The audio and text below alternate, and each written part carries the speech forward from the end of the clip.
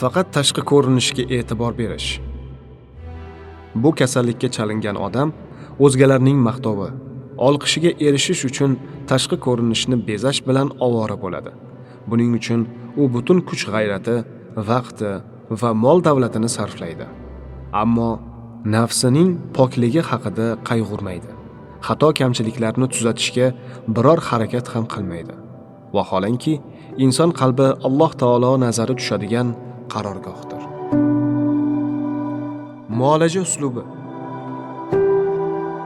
Bu kasallikdan davolanish uchun insonni qanchalik hurmat qilinishi va e'zozlanishi bu faqat Allohning irodasi bilan bo'lishini anglab yetish kerak.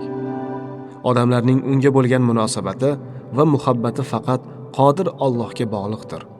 Ya'ni shuni unutmaslik kerakki, Alloh taolo bandaning qalbi va xayolida sodir bo'layotgan hamma narsani bilib turadi. Shuning uchun insonni tashvishga soladigan birinchi narsa bu uning ichki dunyosi bo'lishi lozim. Alloh taolo bunday marhamat qiladi. Albatta, Alloh sizlarni kuzatib turuvchidir. Niso surasi 1-oyat.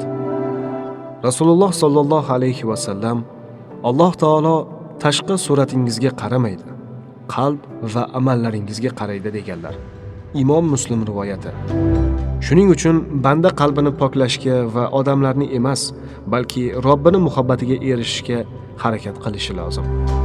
Shunda Allohning ham, odamlarning ham muhabbatiga sazovor bo'ladi. Abu Hurayra roziyallohu anhu dan rivoyat qilinadi. Rasululloh sallallohu alayhi va sallam qachon Alloh bir bandaga muhabbat qilib qolsa, Jabroilni chaqirib, "Men falonchiga muhabbat qildim. Sen ham unga muhabbat qil" deydi. Shunda Jabroil unga muhabbat qiladi va osmondan nido qilib, "Alloh falonchiga muhabbat qiladir. Siz unga muhabbat qiling" deydi. Ahli osmon ham unga muhabbat qiladi dedilar. Imom Buxoriy, Imom Muslim, Imom Termiziy rivoyati.